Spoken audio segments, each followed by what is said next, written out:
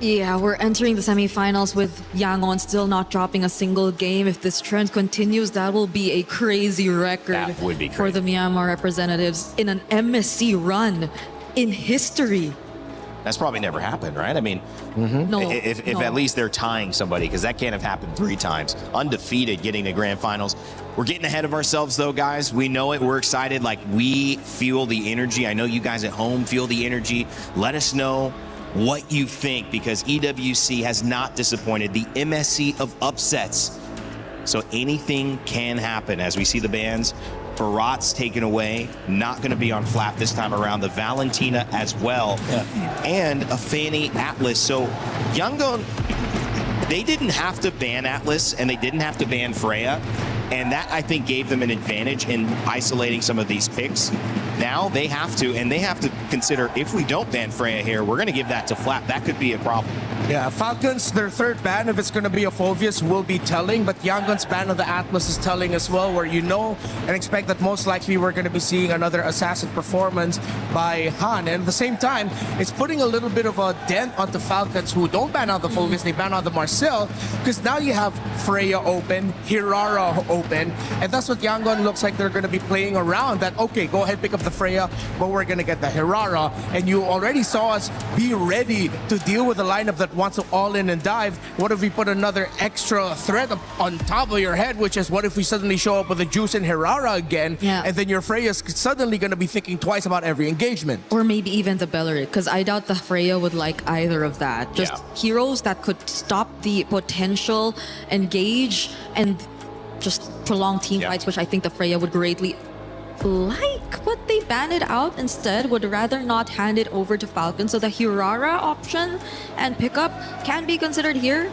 If you're Falcons, just have to be mindful of the other potential trades. That will include the Belleric we mentioned earlier. Yeah, it looks like Belleric is primed and ready to get set up as the first pick, and they do lock it in. Yangon don't need to rush that Hirara, but I think they might actually be okay with doing so. Han is brilliant with it, and then let's see if they're gonna rush the Eudora right away just so that they don't have to worry about it, or they're gonna lean towards some of their old favorites. Again, Eudora, Gord, Juicin. The mid lane for Yangon has played only 3 heroes. Make that number 4. Oh no, still 3. It's still just the Eudora. I like it, and you get the Harara back. Feels good. So same old stuff. Why would you stop not just a winning formula, but an undefeated formula? Yeah, there's not much to change up, especially for Yangon here. Now the decision for Falcons is whether or not they go Uranus or Esmeralda. You don't see enough to warrant an Esmeralda. If you pick up the Uranus, it looks great overall, but then you're up against most likely an Esmeralda in the EXP lane. Unless Falcons take something out of the Yangon playbook and decide to pick up a little bit more of an aggressive EXP lane hero, I think they're going to lean in towards the idea of just prioritizing Roman mid now. Wouldn't be surprised that if they go for pokes as early as now, they decide to go for the Uranus. Okay. They save their mid for later, they still pick up the Nolan. Which is different than the first draft, where they were all basically showing the same lanes, and they were just fighting over Rome and Gold. So the bans will be different here in this second phase. Yeah, maybe since they know the matchup, the EXP lane can be an option here, because honestly, I feel like the hero pools for Rome and Gold are a bit too deep for Yangon, that they could just really play around it in the second phase of the draft if ever they wanted to. Yeah. Now the difficult thing here for... Oh!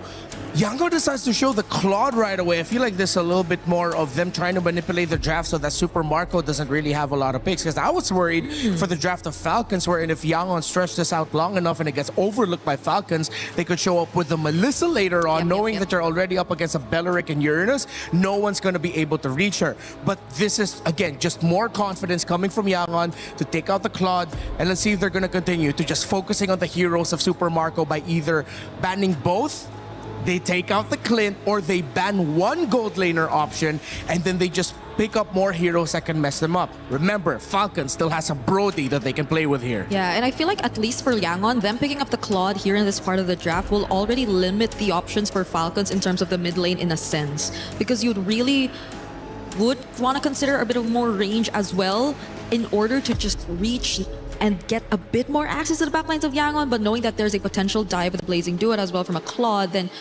they might be a bit more iffy to go for the stationary artillery mages that we were previously seeing from them as well. Because I believe Falcons was only one of the few teams to also pick up a Farsa.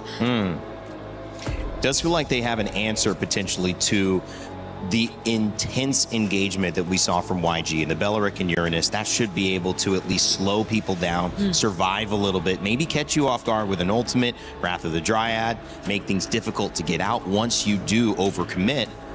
But now what's the other play around it? Because Zushin getting banned, how do they access these characters? How do they get to the Claude when he gets in and gets out? How do they make sure the Eudora doesn't have too much presence in these team fights? Up in your face surprise stun. They ban out the Esmeralda. I think they can go for a Vexana as a consideration pick later, then pair it up with something like a Brody, or they dig deep into the bag of Falcons and decide to play the map a little bit more and they go for Low Yi Brody to close it out. But still, with Yangon not showing their Roam and EXP, they will have to show one of those picks now. Picking up the Lowy and the Brody to close it out, and then if ever they have one really strong formation breaking EXP laner as their last pick, then Falcons, that would have been checkmate for them, and Yangon going 2-0 in the draft. Ooh. Yeah, at this point, I feel like there you go. Yep. The Ruby does show up. They've already taken out the Juicing, which I think is one way to tell that they really just want to go in. They really want to get these melee heroes and fighters in the draft to complete their lineup. And the Selena still gets picked up for the second time here for Falcons. I really thought they'd go for a little bit more AoE here, but they already do have the Belleric anyway. I still think the Lowy would have been a fantastic pickup, but let's see. Maybe they still have so much faith in the Selena that the constant vision provided and the arrows is going to be enough for them to read Yangon's maneuvers. I'm thinking now, because at this point it looks very tight. The formation looks very tight for Falcons. Who knows what Blink would be considering again in the roam, because we've seen a lot of options which I think would work out really well for them here in the scenario. The Carmilla that they previously used is up there as well. Yep. I think that can be a consideration. If not, the Badang that they previously used to just complement it with the layers of crowd control might be an option as well for Yangon. Got a Kacha available, Cho available as well, but kind of a tight-knit group there. So who are you going to isolate? Who are you going to pick up if you are the Cho and get that kick on? Yeah. Just questions to be raised. We'll see how deep that pool is for Blink here. Yeah, because you really don't want to kick back the Belleric. Yeah. No. The Uranus is going to pack the Purify. They go for the Mathilda. Strong combination here by Yangon. And they are able to balance out their draft in the sense that they're not going to be as easy to take down in the early game. They have some good shields. But there is a realm of possibility where Falcons gets the first two turtles. Turtle 3 will be a decider, and then Lord 1 is where it's going to be at. Did they do enough? At least for Falcons right now, they're not very specific in terms of their win cons in the early game. But I feel like execution-wise, I'm just expecting Yangon to still be as fast as we saw them in game number 1. The Moscow picked up for Bulletproof Super Marco. He is a star for Falcons. They need him to show up big. It's the second game, a second lineup, a draft that the panel a little less decided on, but still feeling like Yangon can execute. Trax, Leo, how we feeling? 2 games in a row. I think M-God and Marvs have trumped Coach Vren and Moody once again. I love that last pick, Matilda. It fits the Burmese's playstyle so perfectly. You see Blink is already crossing over, scouting 3. He's going on a 1v3 recon mission, Trex. And that's what they did in game 1 too. Not as deep, but still constantly. They're not scared to get in Falcon's face at all. Yesterday they knocked on the door until it finally, or last game they knocked on the door until it finally broke open. And this time I got a feeling we're gonna see the same exact thing. So far it's up to Falcons to adjust their tempo. They found out that in game 1 you cannot take your time. Slowing down Yangon Galacticos is not an option. So good to see that Falcons are finally here, at least when it comes to early game rotations. Marco here, dueling against Sanji, using that gold crab as a point of contention. What's going on? What kind of duel are they getting into now? Super Marco just likes pain at this point, I think. But look at the damage on Sanji. That's what they were doing. All right. That's what Mirko would call the walk-up. Just straight up opening a rift from God knows what dimensions, putting the fear of God into Sanji. Mid lane, though, this is the first time we're actually seeing these trio go toe-to-toe. And all three, here comes Han as well. We could see the big attack here. Kai's goes down. First blood for Falcon. And the Falcon crowd finally erupts. The other half of the stadium acknowledges the fact that finally Falcons are taken to the skies. Han going for the steal, Blink very low, forced to flicker out. Good flicker at that. Flap now, setting things up for the rest of the team. A big flicker from Yang, and down goes Han. Kyle finally putting kill into his pocket. Stack that up with the turtle, and it's a beautiful start for Falcon. 2 minutes in and 1,000 gold up. Trex, is this what Falcons was looking for?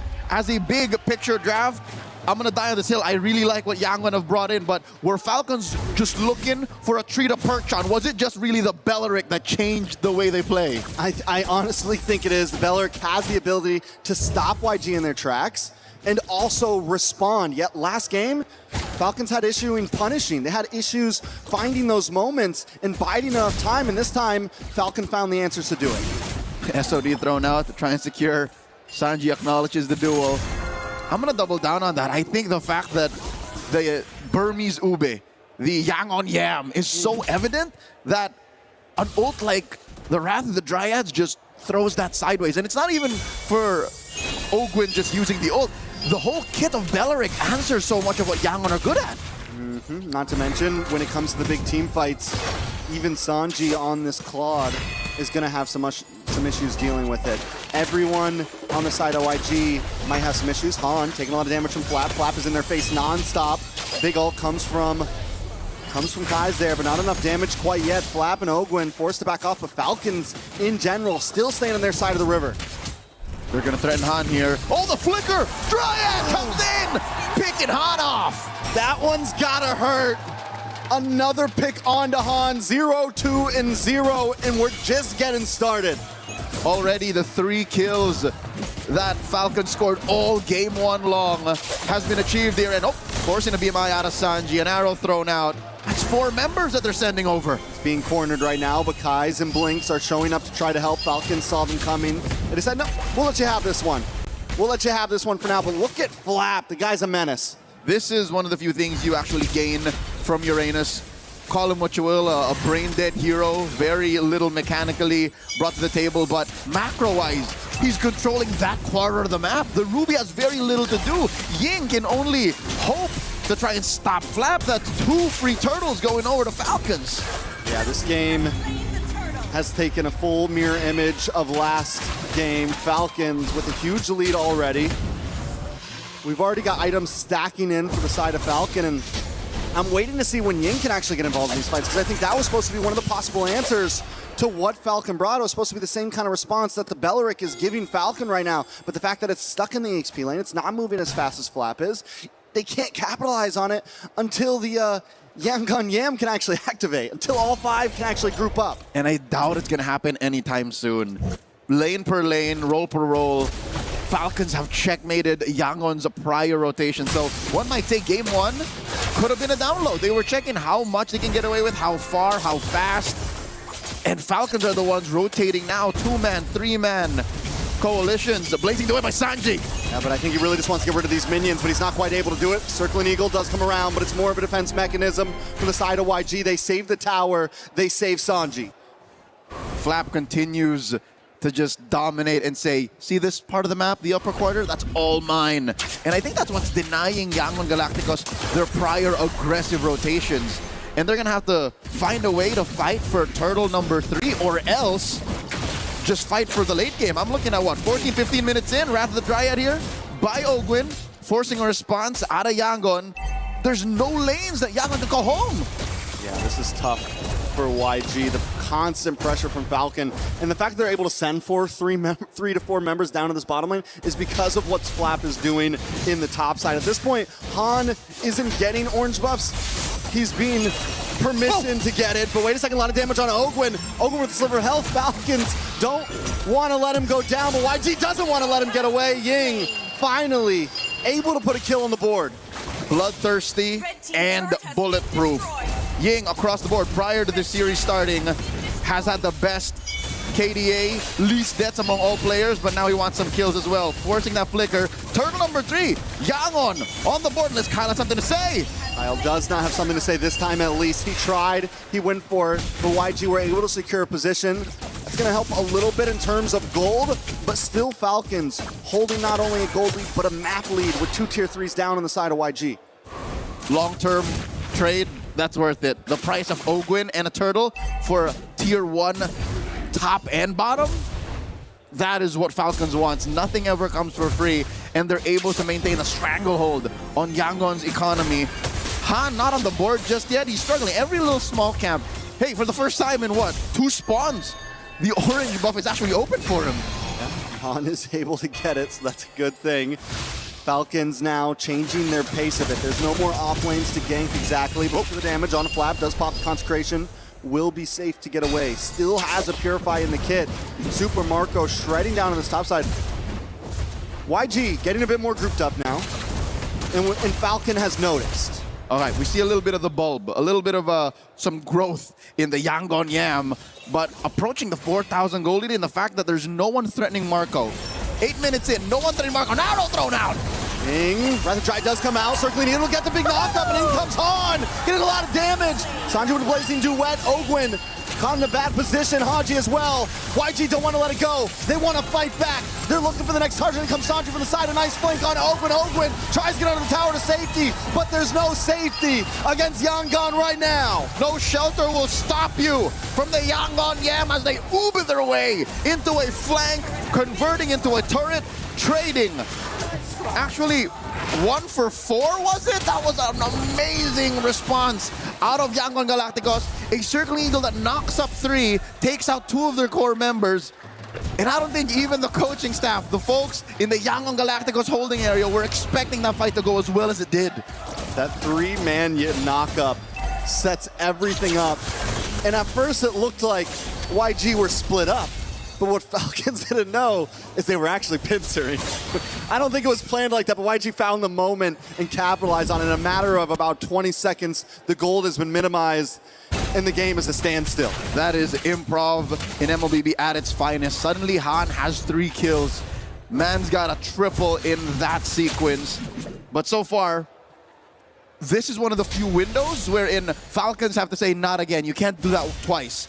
Fool me once, shame on you. Fool me twice, shame on me. So now they know that these small avenues on the map might be dangerous, and I think Yangon have found a way to do that. They've rope-a-dope Flap. Flap might get overloaded. That's the problem here. Once they figure out how the Filipino cannon can kind of blow up on his own in his face, then that's how that works. So they have to overload his Purify, overload his Consecration, and somehow find a miracle. 3-man Circling Eagle already used up by Blink. Big knock-up. He might not be able to get away from this one. Flap, though, with Consecration, still goes down. A kill into the Book of Han. Onto the top side, though. Ogwin misses. Purifies our pop. Flicker's used. YG still wants to fight for this as Falcon remaneuvers. Watch for Kyle on the backside. Han with the engage. Able to get the iframes. Forces Super Marco away. Han looking for a target once again. Ogwin brought low. YG collapses on top of him, and down he goes. Kyle knows it's a lost cause. He can't engage. That's what I'm saying. You take down Flap, SOD thrown out. Not a good idea. You overload Ogwin, and then you deny Falcons the entry to anything else. Lord number 1 goes over to Yangon Galacticos. Falcons have to switch it up. It can't be the same thing. You have to find a way to engage off of more than just Flap. Long haul, check in that range with a jab. There has to be some straight to the face that Falcons can pull, but looking at it right now, their whole draft, I don't see it anywhere soon. There's no way that they just pick a fight from out of nowhere. Element of surprise is always going to be on Yangon's side. So now Falcon, I will say this, with the ults they have, with the skills they have, they can hold a decent defense here. And if YG oversteps their boundaries, one big Wrath of the Dryad could counterplay. But maybe that's the answer for Falcon. Let YG come to you a bit. Let them engage and see if they overcheck themselves. Which has been, I think, what Falcon has been trying, especially in that Lord Dance. It's just they dogpile on the Flap too soon. Fortunately, Flap has his Purify once again, 30 seconds off of Ogwin's Wrath of Dryad Flicker combo. But I think the damage has been done, man. Couple more kills on Han.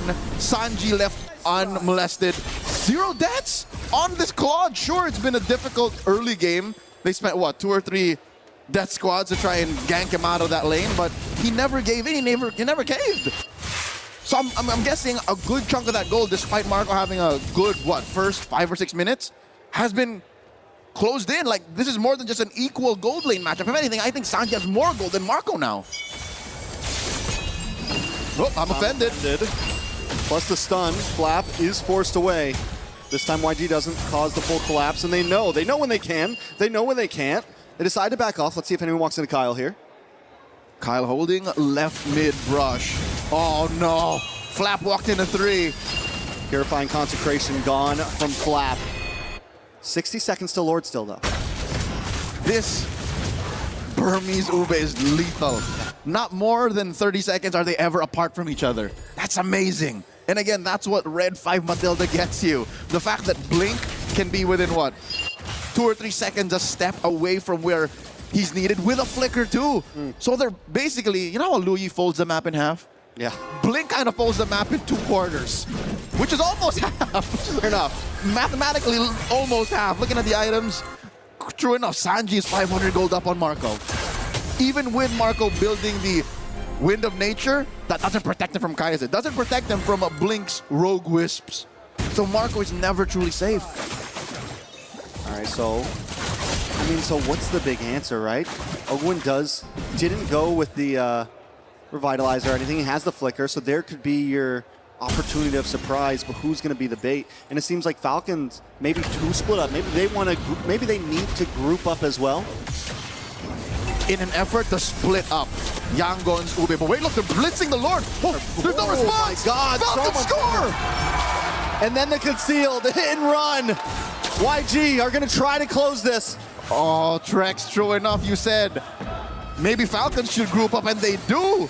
They blitz the Lord, and that's the price you pay for playing the Ube so tight. Yes, you can be within 2 or 3 seconds grasp of your teammates, but not the whole team to be in to respond to a Lord take that quick. What was that? 5, 6 seconds? Yeah, that was fast. Oh! Wait a second. Marco. On a Marco. Circling Eagle gets the knock up. Han closed the distance and gets the kill. That's going to help a lot for this Lord push. Oh, YG just need to get back to base now to defend. Not a little. I think that was careless of Falcons to not check that lower quarter and have Marco walk into a brush that had 3 members of Yangon in it. So with Marco getting picked off, I think that neutralizes the Lord take. This is a wash. All they get is, they get the tier 2 on the bot. They get the tier 2 on the bot, tier 3 on the mid. So they get a little bit of ground, but not what you would want out of the second Lord. But then again, they weren't even supposed to get that Lord, honestly. The fact that they were able to burst down, it still feels like a good win for Falcon right now. Flap taking a lot of damage. Circling Eagle. How long does that thing last? YG gets the offended. Responds with the Wrath of Drive, but it's not enough to save Flap. The Falcons is already locked in, and look at the blazing duet from Sanji. They lock on to Super Marco next. And Falcons have 2 men left standing as YG knock on the front door. A Selena and a Belleric are not made to clear waves. This mid lane wave is crashing in. Falcons are losing this inhibitor. They could lose more if YG wants to keep on pushing. The Cannon Minion still standing. Another wave left. Oakwood tries to lock in, but he can't quite save it. Haji burst it down, and YG take down the Crystal in game number 2. Yangon Galacticos at match point, 2-0 against the